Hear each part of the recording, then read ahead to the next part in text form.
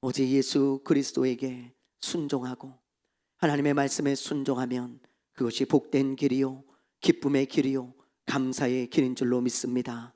하나님 아버지, 우리에게 이 마음을 주셔서 늘 변치 말게 하시고 주님을 따라가며 주의 말씀에 순종할 수 있는 여호수아와 같은 자가 되어질 수 있도록 은혜 베풀어 주시옵소서. 하나님, 우리 사랑하는 성도들, 이 시대의 여호수아가 되어져서 강하고 담대하게 주의 말씀에 순종하게 하여 주시옵시고, 하나님의 말씀을 붙들고 살아갈 때에 아버지 하나님이여 정말 장애물이 없도록 하나님께서 은혜를 베풀어 주시옵소서. 원근 각처 사방에서 하나님의 말씀을 사모하는 자들이 모여들게 하여 주시옵시고, 하나님이여 하나님의 말씀 붙들고 아버지 하나님 우리가 승리하는 삶을 살아갈 수 있도록 우리 성도들에게 새 힘과 용기를 허락하여 주시옵소서. 오늘 이 밤에도 성령께서 친히 이 자리에 함께하여 주심에 감사를 드리오며 살아계신 예수님의 이름으로 기도드리옵나이다. 아멘. 할렐루야. 하나님의 말씀, 우리 여호수아 오늘 6장입니다. 여호수아 6장, 오늘 8번째 시간 온라인으로 듣는 우리 성도분들도 환영하고 사랑합니다. 여호수아 6장 우리 1절부터 7절까지 말씀, 페이지 326페이지. 자, 우리 1절부터 7절까지 우리 한 절씩 읽겠습니다. 이스라엘 자손들로 말미암아 여리고는 굳게 닫혔고 출입하는 자가 없더라.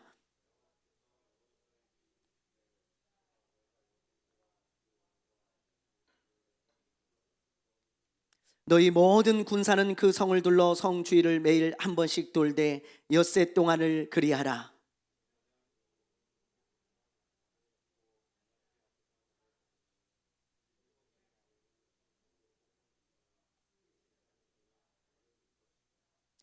제사장들이 양각 나팔을 길게 불어 그 나팔 소리가 너희에게 들릴 때에는 백성은 다 큰 소리로 외쳐 부를 것이라.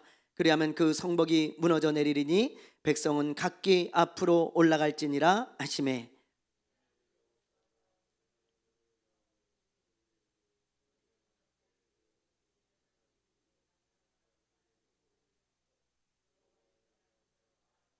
같이 합니다. 또 백성에게 이르되 나아가서 그 성을 돌되 무장한 자들이 여호와의 궤 앞에서 나아갈지니라 하니라. 아멘. 예, 어저께 여러분 PD수첩 혹시 보셨습니까?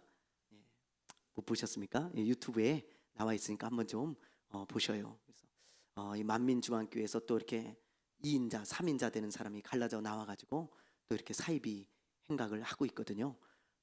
근데 진짜 보면서 화도 나고요. 참 그 사람들이 불쌍하기도 하고 만감이 막 교차하는데요.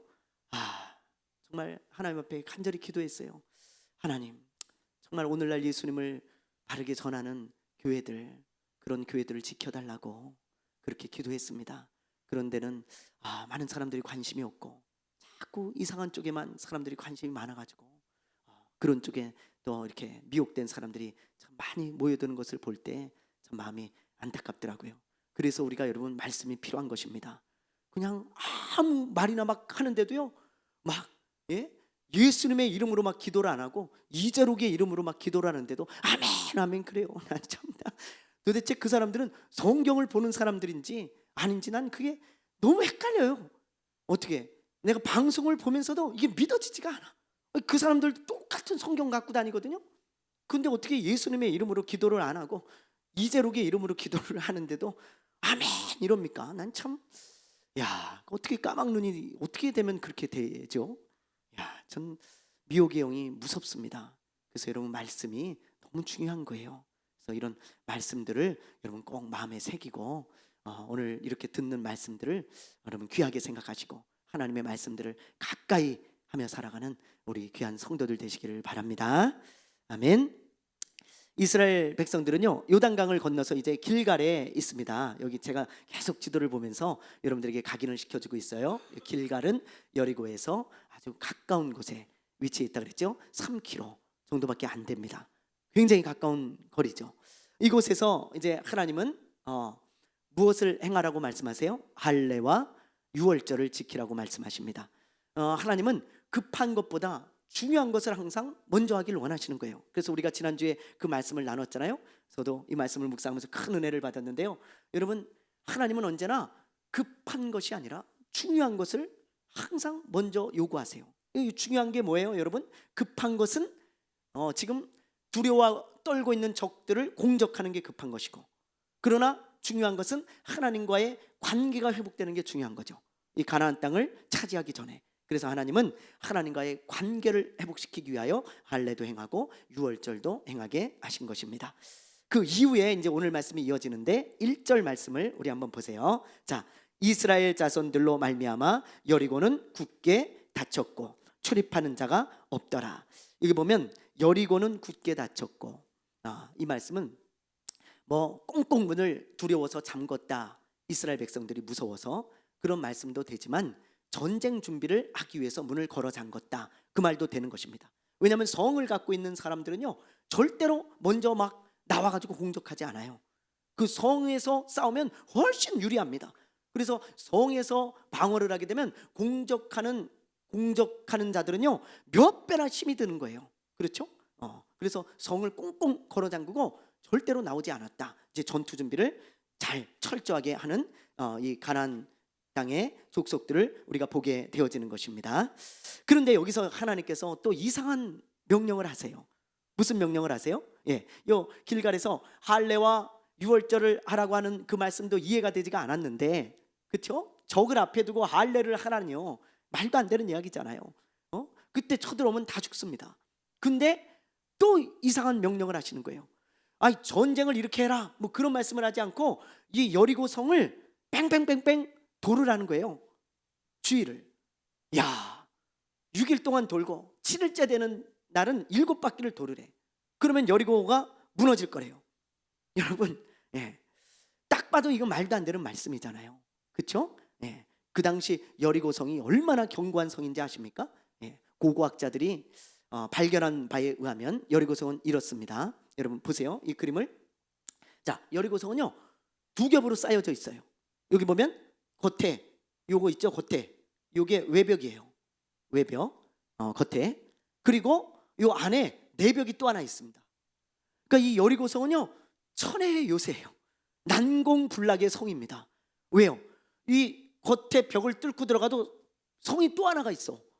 그걸 또 뚫고 들어가야지 여리고 성을 무너뜨릴 수가 있는 거예요. 이 사람들하고 전쟁을 할 수가 있는데, 이걸 뚫고 들어가는 것만 해도 굉장히 어려운 일인데 이 안의 벽을 또 뚫고 들어가면 이건 어떻게 하겠어요? 이 이스라엘 백성들이 이 겉에 벽을 막 뚫으려고 막 뭐 사다리도 놓고 막 여기 토성을 쌓고, 옛날 사람들 전쟁하는 거 보면 막 토성을 쌓잖아요. 토성을 쌓고 막 그럴 때 위에서 막 전부 공격을 하잖아요. 근데 간신히 이 벽을 뚫어도 이 내벽에서 또 공격을 하면 죽을 수밖에 없어요. 아주 피해가 엄청나고, 이거를 뭐 뚫는다는 것은 거의 불가능에 가까울 정도로 어려운 일이었다고 합니다. 여러분, 또 그리고 단면들을 보면 이래요. 자, 여기 보면 높이 이제 여리고가요 높이 있는 거예요. 여리고라는 도시가. 그래가지고 밑에는 벽돌로, 돌 같은 걸로 막 쌓아가지고 5m를 올렸고요. 그 다음에 여기 이제 돌을 또 7m를 쌓아 올렸어요. 약 12m를 쌓아 올린 겁니다. 여기 이스라엘 백성들이 이걸 건너가려면요, 이걸 어떻게 건너가겠어요, 여러분? 12m의 높이를, 아파트 3, 4층 높이를 뚫고 올라가야 되는 거예요. 아니면 문을 열든지, 아니 뭐 성을 부시든지, 뭐 그렇게 해야 되는데 이걸 어떻게 뚫시겠어요? 그리고 이걸 뚫고 들어가면 또 오르막길이 나와요. 오르막길이 쫙 있어요. 이걸 올라가려면 얼마나 힘듭니까? 그리고 또 안쪽에 성벽이 또 있는 거예요. 그러니 야, 이건 뭐 진짜 이 안에 들어가서 문을 잠그면 이건 뚫을 수가 없었던 그런 성이죠. 그래서 문을 걸어 잠근 거예요. 너희들 아무리 해도 못 뚫어. 너희들 양식 다 떨어지고 물 다 떨어져서 너희들 후퇴할 걸. 그리고는 꽁꽁 문을 걸어 잠근 거예요. 그런데 여러분, 이런 견고한 성이 그냥 뺑뺑뺑뺑 돌고 7바퀴를 돈 후에 7째 날 와 외치면 무너져 내린다는 거예요. 말도 안 되는 이야기잖아요. 이런 견고한 성이 어떻게 무너져 내리겠어요? 근데 여러분, 하나님은 이런 말도 안 되는 일을 행하시잖아요. 아멘입니까? 네, 아멘입니까? 하나님은 전능하신 하나님이세요. 전능이라는 것은 무엇이든지 할 수 있다는 말씀입니다. 그래서 대저 하나님의 모든 말씀에 능치 못할 일이 있겠느냐 그러셨고요. 또 마가복음 9장 23절에는 사람이 할 수 없는 것을 하나님이 하신다 그러셨어요. 여러분 그 말씀을 믿습니까? 저는 믿습니다. 예. 하나님은 능히 여리고를 무너뜨릴 수 있고요. 하나님은 능히 요단강을 멈추게 하실 수 있고, 하나님은 능히 홍해를 가르게 하실 수 있습니다.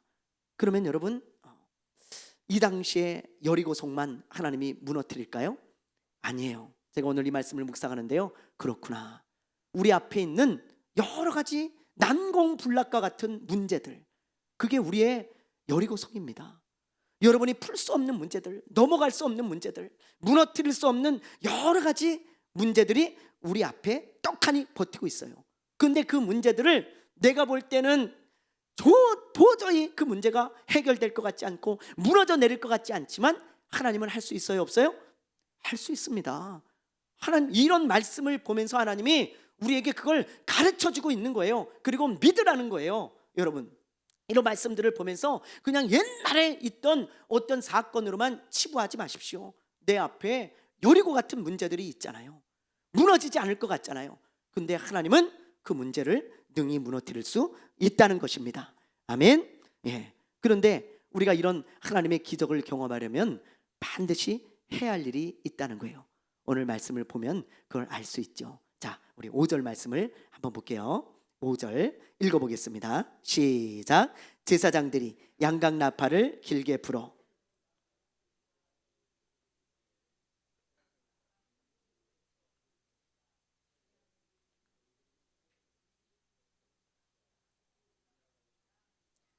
아멘. 이 말씀을 보면요, 조금 앞뒤가 안 맞는 말씀이 나오지 않아요? 그렇죠? 뭔가 좀 자연스럽지가 않은 그런 말씀이 있잖아요. 자, 여러분, 성벽이 무너져 내렸을 때, 자, 성벽이 무너져 내렸을 때, 와, 하나님이 하셨다, 하나님을 찬양합니다, 이렇게 소리치는 게 자연스러워요? 아니면은 성벽이 무너지지 않고 그대로 있어요, 그대로. 근데 와, 하나님이 하셨다, 그렇게 소리치는 게 자연스러워요? 1번이에요, 2번이에요? 1번이잖아요. 여러분, 축구에서 골을 넣었어요. 골! 그러면 와 하고 막 박수 치는 게 자연스럽지, 골도 안 들어갔는데 와, 골 될 거야, 그리고 박수 치는 게 그게 어디가 자연스럽냐고요? 너무 이상하잖아요. 근데 하나님께서 지금 그걸 요구하고 계신 거예요. 7바퀴를 돌고, 여호수아야 7바퀴를 돌잖아, 7번째 날에. 그러면 성벽이 막 무너져 내릴 것이다. 그러면 이스라엘 백성들하고 와, 하나님을 찬양합니다, 소리쳐라, 그러지 않았어요. 지금 뭐라 그러냐면 7바퀴를 돌아라, 그리고 나서 소리쳐라, 와, 하나님이 무너뜨릴 것이다, 그러면 무너질 거다, 그렇게 하신 거예요. 여러분, 이 말씀을 우리가 보면서 우리가 깨달아야 될 말씀이 있습니다. 그게 뭐냐? 여러분, 성은 무너지지도 않았는데 먼저 승리의 선포를 하라는 거예요, 하나님은. 예. 이게 여러분 하나님이 일하시는 방법 중에 하나예요. 일하시는 방법. 우리가 어떤 난공불락의 문제 앞에 딱 놓였을 때, 여러분, 하나님이 이걸 무너뜨려 주십시오, 그럼 내가 하나님을 찬양하겠습니다, 하나님께 승리를 선포하며 감사를 드리겠습니다, 그게 아니고 그 문제 앞에서 먼저 예수의 이름으로 승리를 선포하라는 거예요. 예수의 이름으로 명하노니 내 믿음이 회복될지어다. 네? 여러분, 여러분의 믿음이 회복되지 않는 그 문제 앞에서 먼저 승리를 선포하라는 것입니다. 예수의 이름으로 나의 자녀들은 하나님께 돌아올지어다. 예수의 이름으로 우리 가정의 묶인 문제는 풀어질 것이다. 예수의 이름으로 우리 목장은 부흥할 것이다. 예수의 이름으로 우리 교회는 역전될 것이다. 여러분, 먼저 선포하라는 것입니다. 승리를 선포하라는 거예요. 먼저 외치라는 거예요. 그러면 우리 앞에 놓인 여리고 같은 그런 성들이, 문제들이 무너져 내린다는 것입니다. 그게 하나님의 방법인 거예요. 우리가 외칠 때 하나님은 우리의 믿음대로 되게 하신다는 거예요. 여러분, 예수님도 어떤 기적을 일으키실 때 이런 방법을 사용하셨어요. 야이로의 딸을 고칠 때 보세요. 여러분, 잘 생각해 보세요. 야이로의 딸을 고칠 때 야이로가 와서 예수님께 무릎을 꿇었어요. 예수님, 내 딸이 죽어갑니다. 좀 오셔서 살려주십시오. 그래, 알았다, 가자. 그리고는 가죠. 근데 가는 도중에 전갈이 옵니다. 선생님, 딸이 죽었습니다. 그러니까 야이로가 거기서 털썩 주저앉았겠죠. 이제 끝났구나. 근데 예수님은 뭐라 그러세요? 예수님은 그 여리고 같은 문제, 딸이 죽은 그런 여리고 같은 문제, 사람의 힘으로 절대 할 수 없는, 살릴 수 없는 그런 문제 앞에서 예수님이 뭐라 그래요? 초연하게 승리를 먼저 선포하는 거예요. 두려워하지 말고 믿기만 해라. 그 말이 무슨 말이에요? 다시 살아날 거야. 그 선포예요. 여러분, 다시 살아날 거야. 그러니까 두려워하지 말고 믿기만 해. 다시 살 거다, 네 딸은. 그리고 예수님이 갑니다, 그 집으로. 그리고 울고 있는 사람들한테 뭐라 그래요? 왜 우냐? 자는데, 얘는 자는데 왜 울어? 그 말이 무슨 말이에요? 내가 깨우러 왔다 이 말이에요. 얘는 일어날 거라 이 말이에요. 그러니까 여러분, 예수님은 매사에 이 엄청난 문제 앞에서 항상 예수님이 하신 말씀은 뭐였냐면 승리를 먼저 선포하는 것이었습니다. 나사로가 죽었을 때 예수님이 가장 먼저 하신 것은 승리의 선포예요. 네가 믿으면 하나님의 영광을 볼 것이다. 항상 승리를 선포하시더라고. 이게 하나님이 일하시는 방법인 거예요. 그래서 우리도 여러분의 문제 앞에서 승리를 먼저 선포하십시오. 예수의 이름으로 이건 무너질 것이다. 예수의 이름으로 악한 영들은 떠나갈 것이다. 예수의 이름으로 나의 걱정 근심은 떠나갈 것이다. 항상 먼저 승리를 선포하고 나아갈 때 여러분, 그 성이 무너진다는 것입니다. 여러분, 그런데 단 조건이 있어요. 그게 뭐냐? 한 번 선포해서 되는 게 아니라는 거예요. 이걸 기억하세요. 여리고를 돌 때 이스라엘 백성들을 몇 번 하나님이 돌게 하셨어요? 하루에 한 번씩 6번 돌게 하시고, 또 7번째 날에는 7번을 돌게 하셨어요. 만약에 한 번 돌아갖고 무너질 것 같으면 하나님이 한 번만 돌아라, 너희들 힘든데, 야 더운데 고생한다, 그냥 한 번만 돌고 외쳐라, 그럼 무너질 거다, 그러셨으면 좋았을 텐데 하나님은 그렇게 안 하시네요. 보니까 6바퀴 돌아라, 6일 동안. 7일째 되는 날은 7바퀴 돌아라. 계속 돌으라는 거예요. 여러분, 우리도 마찬가지예요. 한 번 선포했다고 그 문제가 무너져 내리지 않아요. 여러분, 끊임없이 외치십시오. 언제까지요? 될 때까지 하세요. 하나님은 언젠가 무너뜨려 주세요. 될 때까지 하세요. 예수의 이름으로 끊임없이 외치는 거예요. 여러분, 스탠리 존스라고 하는 선교사님이 계십니다. 제가 여러 번 여러분들에게 소개해드렸는데요, 이분이 인도의 선교사인데, 이분이요 노년에 중풍으로 쓰러지세요. 뇌졸중으로. 그런데 이분이 할 일이 많거든요. 선교 사역을 다시 해야 되는데, 야, 몸이 움직이질 않으니 어떻게 해요? 병원에 입원을 해 있는 거예요. 근데 이분이 이런 말을 했어요. 간호사들한테 이런 부탁을 하는 거예요. 간호사들 아침에 나를 만나러 올 때마다, 목사님 건강하십니까? 몸 좀 어떠십니까? 그런 말 하지 말고 예수의 이름으로 일어나세요, 목사님. 그렇게 말해달라는 거예요. 그 간호사들한테 그렇게 부탁을 했어요. 나한테 항상 아침에 올 때마다 예수의 이름으로 일어나세요, 예수의 이름으로 일어나 걸으세요, 나한테 그렇게 외쳐달라는 거예요. 그러니까는 이 간호사들이 목사님 좀 이상한 부탁을 하시네. 근데 연세가 좀 많으시니까 해드려야 되겠다. 그리고는 항상 아침에 올 때마다 목사님 예수의 이름으로 일어나세요, 예수의 이름으로 일어나 걸으세요, 항상 그렇게 외쳤다는 거예요. 근데 여러분, 놀라지 마세요. 6개월 만에 일어났어요. 이분이 뇌졸중에서.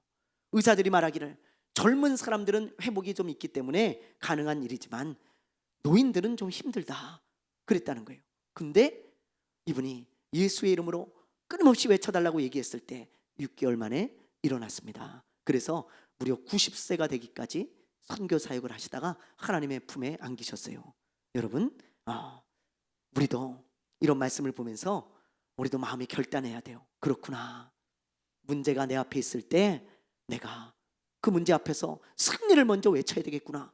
와, 이스라엘 백성들이 외쳤을 때 여리고성이 무너졌듯이 내가 그 문제 앞에서 예수의 이름으로 와 외칠 때 그 문제가 무너지겠구나. 그걸 알고 여러분들 오늘부터 다시 이제 승리를 선포하며 나아가는 저와 여러분 되시기를 바랍니다. 아멘. 네. 두 번째 말씀 볼게요. 자, 우리 8절부터 11절까지 말씀 우리 함께 보겠습니다. 여호수아가 백성에게 이르기를 마침에 제사장 7은 양각 나팔 7을 잡고 여호와 앞에서 나아가며 나팔을 불고 여호와의 언약궤는 그 뒤를 따르며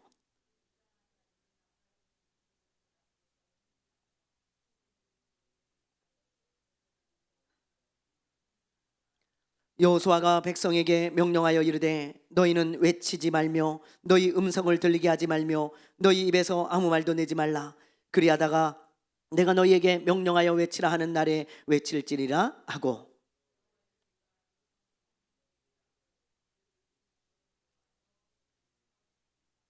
아멘. 예, 8절을 보면 하나님의 말씀을 들은 여호수아가 이스라엘 백성들에게 그대로 전달하죠.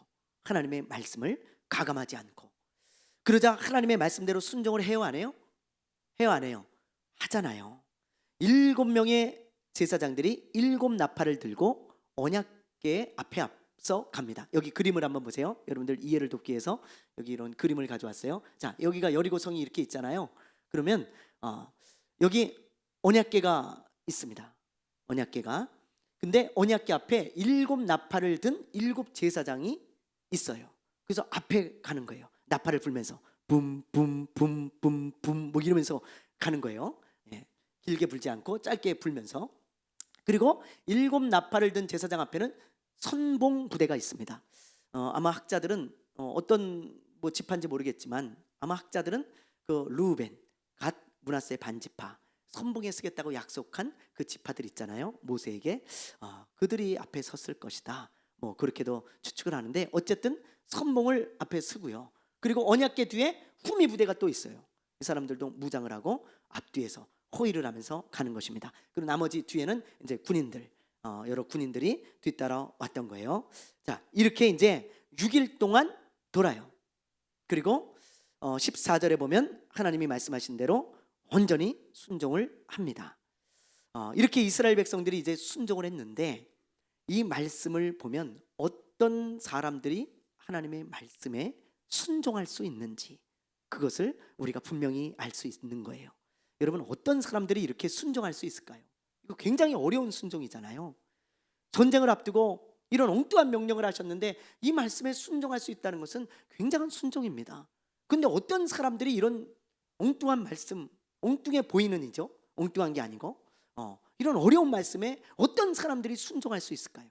여러분, 자, 우리 한번 볼까요? 8절 한번 읽어볼게요. 시작. 여호수아가 백성에게 이르기를 마침에 제사장 7은 양각 나팔 7을 잡고 여호와 앞에서 나아가며 나팔을 불고 여호와의 언약궤는 그 뒤를 따르며.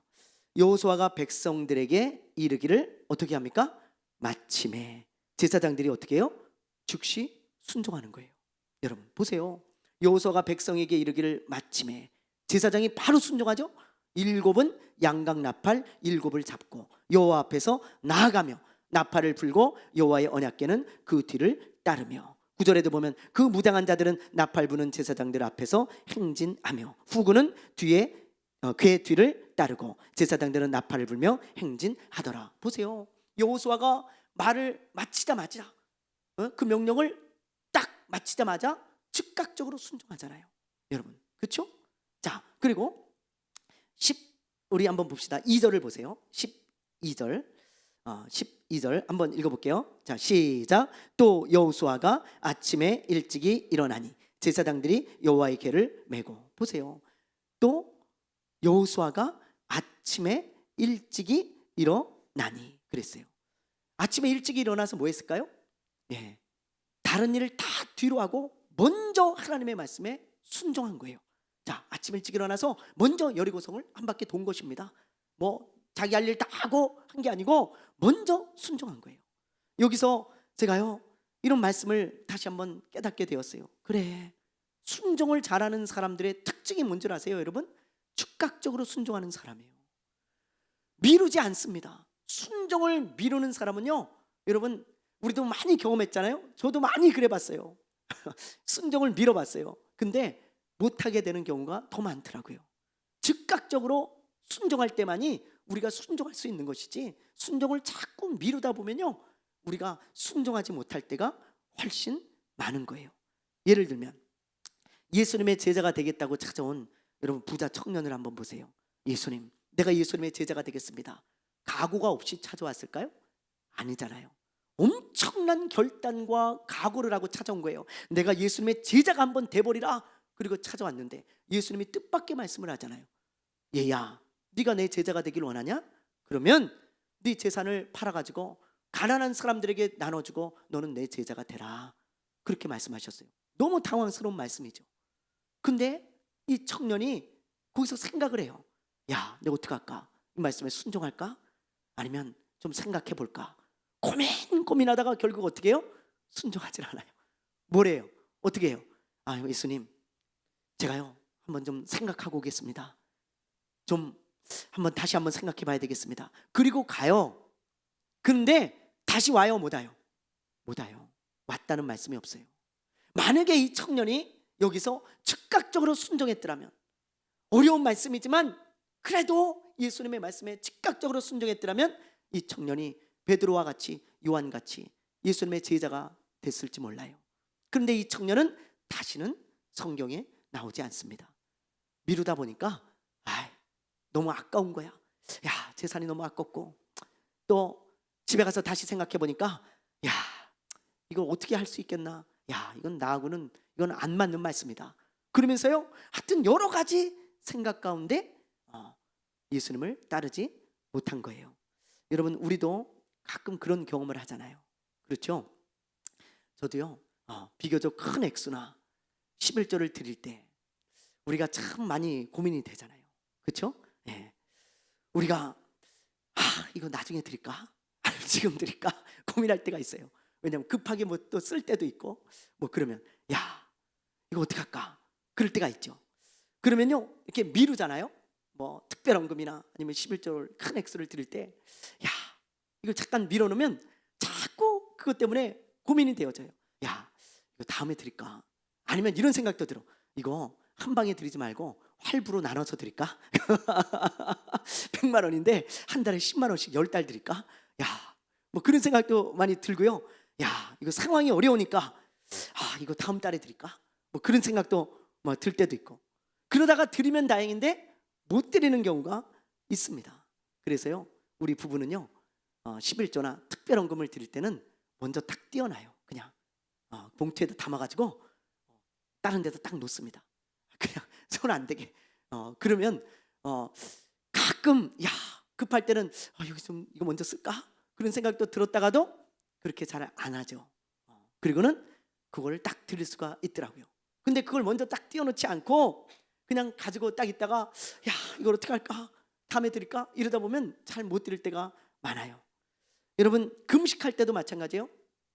금식도요, 딱 마음 먹었을 때 해야지 자꾸 미루다 보면 못합니다. 금식도 금식하려고 딱 마음 먹었는데 오늘은 너무 힘들다, 내일 하자, 내일. 그리고요, 내일 딱 되잖아요. 그럼 더 힘들어요. 힘들다. 그러면 야, 다음 주에 하자, 다음 주에. 다음 주 되면 안 힘듭니까? 가을에 하자, 가을에. 여름엔 너무 힘들다. 그럴 때가 종종 있잖아요. 저도 그럴 때가 있었거든요. 여러분, 그래서 우리가 항상 마음 먹었을 때 순종을 하고 즉각적으로 순종을 해야지 미루면요 못하는 거예요. 만약에 여호수아가 이런 명령을 딱 했는데 이스라엘 백성들이 다 미뤘다고 생각해봐요. 아유, 선생님 지금 덥고 한낮인데 어떻게 이걸 돕니까? 예? 생각 좀 해보시오. 우리 이따 좀 쉬었다가 저녁 때 돕시다. 저녁 때 날 선선해지면. 그러면 저녁 때 되면 돌겠어요? 우리 피곤하니까 내일 아침에 돌자고. 내일 아침에 아침에 일어났어요. 우리 할 거 많으니까 오늘 저녁에 돌자고. 못 돌아요, 여러분. 못 돌아. 예? 옛 속담에 소 잃고 뭐 고쳐요? 뭐 고쳐요? 외양간 고친다는 말이 있습니다. 외양간이 너무 낡아가지고 고치지 않으면 안 되는 거예요. 막 문짝이 막 떨어져 있고 지붕에 비가 새고 그리고 여물통이 막 다 부서졌어. 그럼 이런 상태면 어떻게 해야 돼요? 빨리 고쳐야 돼, 빨리. 근데 왜 소를 잃어요? 계속 미루니까. 귀찮아. 야 다음에 고치자. 뭐 무슨 일 있겠나? 그리고요, 아이, 야 여름에 고치자 여름에. 그리고 여름이 됐어요. 아우 덥다. 아유 가을에 고치자 가을에. 아이 뭐 무슨 일 있겠어. 가을 되니까 아이 날씨도 좋은데 놀러 갔다 와서 겨울에 고치지 뭐 겨울에.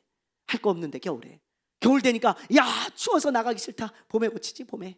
그러다 보니까 소가 다 없어진 거예요. 소가 하나둘. 여러분 소 잃고 외양간 고치는 사람 어떤 사람이에요? 미루는 사람이에요. 미루는 사람. 예? 빨리 고쳤으면 소를 안 잃겠죠 여러분. 그래서 오늘 해야 할 일을 내일로 미루지 말고 오늘 순종해야 될 말씀을 미루지 않는 사람이 순종하는 사람이 되어질 수 있다는 거예요. 요즘 길거리를 지나다 보면 미루지 말라는 아주 재밌는 문구들이 종종 눈에 띄어요. 여러분들 한번 보셨을 거예요. 이런 문구 보셨습니까? 오늘 먹을 치킨을 내일로 미루지 마라. 치킨집 앞에다가 이렇게 해놨더라고요. 또 그리고 보니까 오늘 마실 커피를 내일로 미루지 마라. 어떤 치과에 가보니까 오늘 치료할 충치를 내일 치료하지 마라. 그렇게 해놨어요. 들어가고 싶은 거예요. 저도 이빨 아플 때 이거 빨리 들어가야지 진짜. 치킨집 지나가다 보면 그래 치킨 한 마리 사가지고 갈까? 그리고는 막 생각이 들어요. 여러분 이렇게 길거리를 지나가다가 이런 구절을 보면 이렇게 가게에 들어가고 싶은데 우리 마음에 이 말씀을 딱 걸어놔야 돼요. 어떤 말씀을요? 오늘 순종해야 될 말씀을 내일로 미루지 말자. 그 말씀을 딱 마음에 걸어두면 여러분들 순종을 잘하는 사람들이 되어질 수 있습니다. 아무리 하나님의 말씀이 위대하면 뭐예요? 그 말씀에 순종하지 않으면 역사가 안 일어나는데, 근데 그 순종을 잘하는 사람들은 미루지 않는 사람이라는 거예요. 성경을 통해서 늘 그것을 우리가 발견하게 되어지는데 우리는 자꾸 그걸 잊어버립니다. 그리고 자꾸 미루다 보니까 우리는 순종을 잘 못해요. 저도 그렇고 여러분들도 그렇고. 오늘 이런 말씀을 다시 보면서 그래 여호수아가 말하자마자 제사장들이 즉각적으로 준비해가지고 도는구나. 여리고성을 군인들이 그랬구나. 그러니까 그렇게 순종하기 시작하니까 역사가 일어나는구나. 그런 걸 보면서 우리가 다시 한번 마음에 결단해야 될 줄로 믿습니다. 아멘. 자, 우리 마지막 우리 15절부터 우리 27절까지 말씀 우리 한번 보겠습니다. 15절부터 27절까지 말씀. 일곱째 날 새벽에 그들이 일찍이 일어나서 전과 같은 방식으로 그 성을 7번 도니 그 성을 7번 돌기는 그날 뿐이었더라.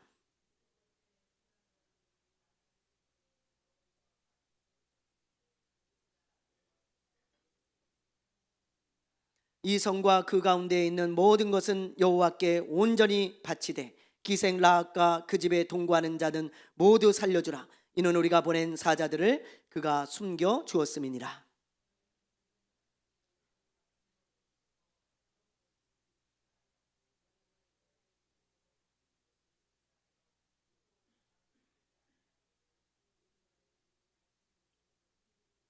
은금과 동철 기구들은 다 여호와께 구별된 것이니 그것을 여호와의 곳간에 드릴지니라 하니라.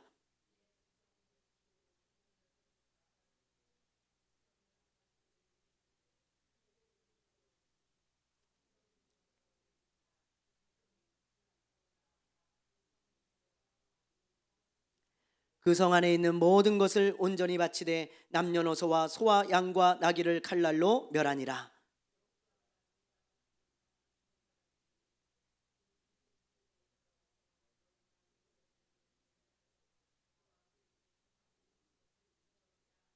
정탐한 젊은이들이 들어가서 라합과 그의 부모와 그의 형제와 그에게 속한 모든 것을 이끌어내고 또 그의 친족도 다 이끌어내어 그들을 이스라엘 진영 밖에 두고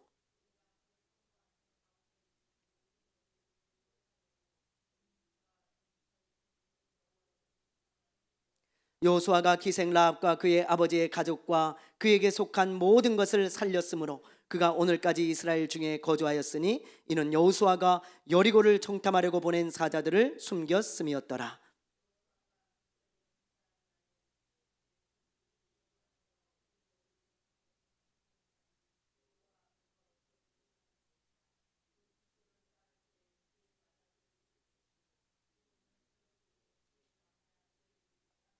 27절 여호와께서 여호수아와 함께 하시니 여호수아의 소문이 그 온 땅에 퍼지니라. 아멘. 15절부터 27절까지는 크게 두 가지 이야기를 기록하고 있어요. 첫째는 여리고성이 무너진 이야기, 그리고 두 번째는 기생 라합과 그의 가족들이 구원을 받은 이야기. 그 두 가지를 이야기하고 있는데, 먼저 여리고성이 무너진 이야기를 한번 보겠습니다. 자, 15절을 보세요. 여러분, 15절. 자, 일곱째 날 새벽에 보세요. 이날도 일찍이 일어나잖아요. 그렇죠? 예수님도 새벽에 부활하셨고, 여리고성도 새벽에 무너졌습니다. 홍해도 새벽에 갈라졌어요.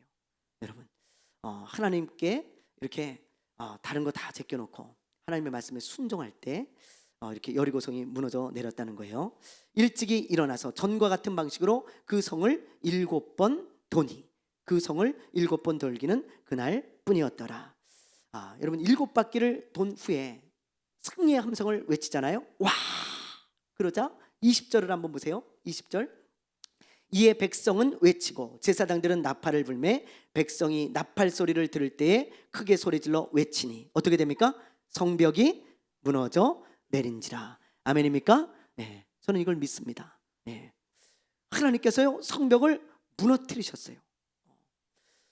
그런데 성이 무너지기 전에 여호수아가 백성들에게 이런 명령을 합니다. 자, 17절을 보세요. 17절을 보시면 이런 말씀 있죠. 이 성과 그 가운데 있는 모든 것은 여호와께 온전히 바치되 그랬어요. 이 성과 그 가운데 있는 모든 것은 하나님께 바쳐졌기 때문에 절대로 손대지 말라 그랬어요. 그래서 우리가 이제 다음 주에 아간 사건을 보게 되어질 거예요. 여기서 손대지 말라는 의미는 사람이나 짐승은 다 죽이라는 뜻이에요. 그리고 물건은 어떤 것도 훔치지 말라는 뜻이에요. 그 두 가지 의미가 있습니다. 사람이나 짐승은 살려두면 안 돼요. 그리고 또 하나는 물건은 내가 가지면 안 돼요. 훔치면 안 되는 것입니다. 그런 의미가 있어요. 그래서 그것을 엄히 경고하죠. 만약에 우리 중에 누가 훔치면 우리는 재앙을 당하게 될 것이다. 하나님이 말씀하셨다. 하나님께 온전히 바쳐진 것이다 그랬어요. 여러분, 이런 구약 성경을 보면서 많은 사람들이 이렇게 말합니다. 하나님은 참 폭군이다. 그러면서 막 돌 같은 사람 있잖아요. 돌인지 하여튼 김용옥 같은 그런 사람들은요 구약의 하나님은 믿지 말라 그래요. 이 사람은 신학교까지 나오고 신학교 교수까지 한 사람인데 왜? 하나님은 이상한 하나님이라는 거예요. 구약의 하나님은. 근데 여러분, 그게 아니죠. 이 가나안 땅을 지금 하나님은 심판하고 계신 거예요. 심판. 하나님께서 더 이상 두고 보지 못해서 이제 죄악이 너무 가득해서 하나님이 심판하시는 개념이 이 가나안 땅 전쟁입니다. 그런 개념에서 우리가 보셔야 돼요. 하나님이 뭐 가나안 땅만 심판하십니까? 이제 하나님 때가 되시면 이 세상 다 심판하실 거예요. 그래서 하나님은 천국도 보내시는 하나님이지만 지옥도 보내시는 하나님이세요. 심판의 하나님이십니다. 그러면 그 하나님이 폭군입니까? 아니에요. 그렇지 않아요. 하나님은 행한 대로 갚아주시는 거예요, 여러분. 그래서 하나님은 그런 심판의 개념으로 이런 여리고성을 이제 점령하기를 원하시는 거예요. 자, 그래서 모든 것을 이제 다 살려두지 말아라 그랬는데 예외가 있죠? 어떤 예외가 있습니까? 라합과 그의 가족들은 살려줘야 되는 거예요. 반드시 살려주라 그랬어요. 왜 그랬는지 아시죠? 네, 정탐꾼을 살려주고 이스라엘의 하나님을 믿고 또 그 이스라엘을 선대했기 때문입니다. 하나님을 믿는 믿음을 가지고 이스라엘 사람들을 영접했어요. 그리고는 약속을 하죠. 나를 좀 살려주라. 우리 가족들을 좀 살려주라. 그러니까 이런 약속을 하잖아요. 알겠다. 그러면서 그러면 우리를 내려준 이 창문에 붉은 줄을 매달아 놔라. 그리고 이 집에 그 기생 라합의 집이에요. 이 집에 들어가 있는 사람들은 어떤 사람이든지 다 살려주겠다. 이게 복음이죠. 그렇죠? 그래서 이런 약속을 해요. 그러니까 그 라합이 그 약속을 받고 얼마나 기뻐했겠어요. 여러분, 얼마나 기뻐했겠어요. 그렇죠? 이 라합은 이스라엘의 하나님이 여리고성을 무너뜨릴 것을 완전히 믿고 있는 사람이에요. 그러니까는 이제 조만간에 여리고성이 다 무너지고 다 점령을 당해서 전부 사람들이 죽을 텐데, 야, 우리가 살게 됐다니 너무 기쁜 거 아니겠어요? 그래서 너무 기뻐합니다. 그런데 여러분이 만약에 라합이라면 이 약속을 받고 여러분 뭘 하겠어요? 뭘 하겠어요? 이제 이 집에 누구든지 들어오면 살아요. 그럼 여러분 같으면 뭘 하겠어요? 만약에 시간이 일주일 남았다, 그럼 여러분 뭐 하겠어요? 당연한 거 아니겠어요? 예, 가족들 찾아가겠죠. 그렇잖아요. 찾아가가지고 아빠, 엄마, 내가 하나님을 믿고 이렇게 이스라엘 정탐꾼들을 영접했어. 근데 그 사람들하고 내가 약속을 했거든. 그 사람들 분명히 들어올 거야. 하나님이 우리 성을 저 사람들한테 주기로 약속하셨단 말이야. 그러니까 우리 살 수 있는 방법이 딱 하나야. 우리 집에 들어가서 있으면 우리 집은 건들지 않기로 약속했어. 그러니 갑시다. 그러군요. 아버지 어머니를 얼마나 설득했겠어요. 그렇지 않겠어요? 막 설득하고 전도했을 거예요. 뭐 아버지 어머니만 찾아갔습니까? 예, 형제들도 찾아갑니다. 여기 보세요. 아버지 어머니 형제들이 여기 집에 들어가 있잖아요. 그리고 친척들 중에 일부가 들어가 있습니다. 얼마나 찾아다녔겠어요? 자기에게 주어진 시간 동안. 그렇지 않았겠어요? 오빠, 언니, 우리 이거 빨리 일로 도망쳐야 된다고. 여기 들어가 있어야 산다고. 그러지 않으면 죽는다고. 얼마나 간절히 호소하고 얼마나 간절히 매달렸겠냐 이 말이에요. 저는요, 가족들만 찾아갔다고 생각하지 않아요. 이 여리고 성에 살고 있던 라합의 친구들, 친한 사람들 다 찾아갔다고 생각해요. 그래서 야, 내가 이런 약속을 했어. 그러면서 다 이야기를 했겠죠. 가야 산다고. 저 붉은 줄이 매달려 있는데 가면 산다고 얼마나 얘기를 했겠어요. 근데 그 중에 어떤 사람들은 믿었지만 어떤 사람들은 안 믿어요. 여러분, 야, 무슨 말 같지도 않은 소리야. 그러면서 니나 믿어. 무슨 우리 여리고성이 저 이스라엘 사람들한테 점령을 당하냐. 전애들 노예로 살다 나온 사람들인데 그런 소리 하지 마라. 그러면서 안 믿었고요. 어떤 사람들은 우리가 싸우면 능히 이길 수 있어. 왜 우리가 점령을 당해? 그러면서 말이죠. 난 싸울 거야. 뭐 이런 사람도 있을 것이고. 또 이야기했을 때, 야, 니네 집 거기가 있는다고 사냐? 우리 집은 더 튼튼해. 그리고는 우리 집에 있을 거야. 그리고는 자기 집에 꽁꽁 숨어 있는 사람들, 별 사람 다 있었을 거예요. 근데 믿는 자는 살았어요. 그렇잖아요. 여러분, 이걸 보면서 우리가 깨달을 수 있겠죠? 라합이 얼마나 열심히 전했습니까? 제가 이걸 보면서 부끄럽더라고요. 우리도 오늘날 마지막 때를 살아가고 있어요. 하나님의 시간은 우리는 모르지만 하나님은 이미 정해놓으셨습니다. 몇 날 며칠 몇 시, 그때 예수님이 재림하시고 이 세상은 끝나요. 그 시간을 우리가 살아있는 동안 맞이하지 못한다 할지라도 우리의 생명은 지금 얼마나 남아있는지 몰라요. 10년일지 20년일지 30년일지 모릅니다. 라합도 그랬어요. 언제 하나님께서 이스라엘 백성들에게 여리고를 넘길지 몰라요. 그 시간은 정해진 게 아니에요. 그래서 그 자기에게 주어진 시간 동안 열심히 한 사람이라도 더 살리려고 전도한 거예요. 우리도 그렇게 살아야 되지 않겠습니까? 이제 마지막 때가 다가오고 여러 가지 정황을 볼 때 마지막 때가 다가오고 있고 예수님의 재림이 가까이 왔고 그리고 우리의 생명이 이제 오늘보다는 내일이, 내일보다는 모레가 주님 앞에 갈 날이 가까이 오고 있는데 우리가 라합의 입장인데 뭐하고 살고 있는지 우리가 좀 돌아봐야 되지 않겠어요? 한 사람이라도 더 살리기 위해서 우리가 뛰어야 되지 않겠어요? 그렇게 살아가야 되지 않겠어요? 그래서 한 사람이라도 더 라합의 집에 넣어야 되지 않겠어요? 오늘날 라합의 집은 교회입니다. 예수 그리스도 아닙니다. 주님 아니에요. 교회 아니고요. 들여보내야죠. 우리가 제가 오늘 말씀을 생각하면서 부끄러웠어요. 야, 그래, 내가 지금 더 열심히 전도하고 다시 각성해야 되겠구나. 그러면서 오늘 말씀을 생각해 봤습니다. 여러분, 6월달은 호국 보훈의 달이에요. 6월은 호국 보훈의 달이라는 것은 나라를 위해서 목숨을 바친 사람들을 기억하고 감사하는 날이죠. 그렇죠? 우리가 만약에 이런 사람들이 아니었다면 우리는 행복하게 지금 살아가고 있지 못합니다. 뭐 공산국가가 되었을지 아니면 나라가 없어졌을지 몰라요. 그렇죠? 그런데 이런 사람들을 우리가 기억하면서 하물며 감사할진데 이 육신의 나라를 위해서 수고한 사람도 천국에 갔을 때도 저는 반드시 이런 일이 일어나리라고 믿어요. 수많은 구원받은 사람들이요, 이름도 없이 빛도 없이 전도하며 사람들을 살린 사람들, 그런 성도들을 보면서 감사하리라고 저는 믿습니다. 예? 우리가 천국에 갔을 때요, 알지 못하는 사람들이 막 우리에게 와가지고 감사하면 얼마나 좋겠어요. 집사님 때문에, 권사님 때문에, 장로님 때문에, 목사님 때문에 우리 지역의 교회가 세워지고 이렇게 전도가 되어져가지고 우리가 이렇게 구원을 받게 되었습니다.